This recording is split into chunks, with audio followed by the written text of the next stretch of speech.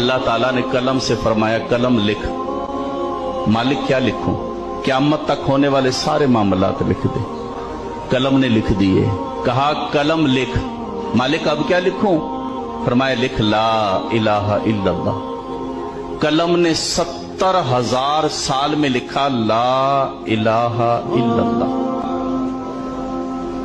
मालिक ने कहा कलम लिख। मालिक अब क्या लिखूं? फरमाया लिख मोहम्मद रसूलुल्लाह। कलम ने जब मोहम्मद की मीम लिखी ना तो कलम पे वज्द आ गया, कलम गिर गई, इसमें कत लग गई। कलम गिरी रही फिर उठी।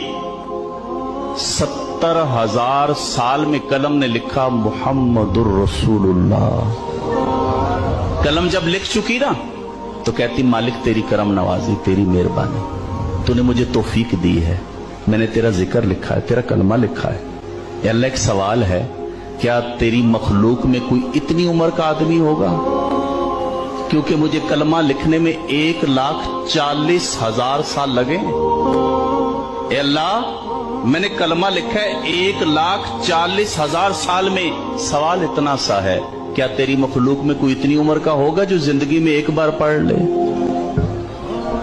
अल्लाह ने फरमाया मेरे ए कलम मेरे आखिरी नबी होंगे, उनका उम्मती एक एक दिन में 70,000 मरतबा पढ़ेगा।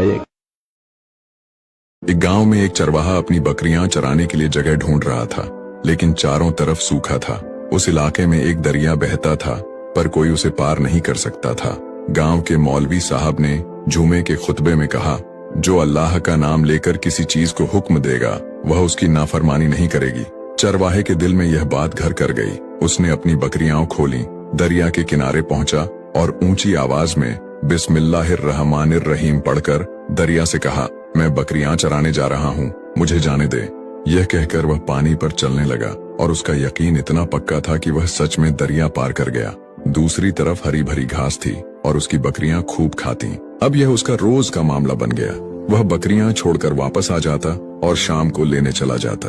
उसकी बकरियां पहले से ज्यादा तंदुरुस्त हो गईं और गांव के लोग हैरान थे कि वह क्या खिलाता है। जब उन्होंने पूछा तो चरवाहे ने सच बता दिया। किसी ने यकीन नहीं किया, लेकिन बात मौलवी साहब तक पहुंची। मौलवी साहब ने चरवाहे को बुलाया और पूछा, तुम सच कह रहे हो? चरवाहे ने जवाब दिया, हाँ, जैसे आपने खुतबे में कहा था वैसे ही मैंने किया और अल्लाह ने मेरी मदद की। मौलवी साहब को यकीन नहीं हुआ और उन्होंने खुद तजुर्बा करने की ठानी। अगली सुबह गांव के लोग जमा हुए। मौलवी साहब ने एक रस्सी ली, एक सिरा किनारे पर बांधा और दूसरा अपनी कमर से। उन्होंने बिस्मिल्लाह पढ़कर पहला कदम रखा, लेकिन जैसे ही पानी पर पांव रखा धड़ाम से गिर पड़े। पानी उन्हें बहाने लगा। लोग घबरा गए और मुश्किल से उन्हें बाहर निकाला। चरवाहा परेशान था कि मौलवी साहब की बिस्मिल्लाह ने काम क्यों नहीं किया।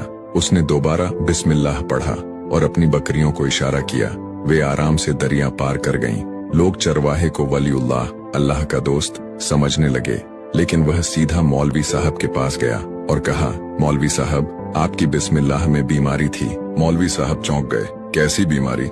चरवाहे ने उनकी रस्सी की तरफ इशारा किया और कहा, आप अल्लाह से ज्यादा इस रस्सी पर भरोसा कर रहे थे, इसलिए अल्लाह ने आपको और आपकी रस्सी को अकेला छोड़ दिया। सच्चा यकीन सिर्फ जुबान से नहीं बल्कि दिल से होता है। जो अल्लाह पर भरोसा करता है, अल्लाह उसकी मदद करता है।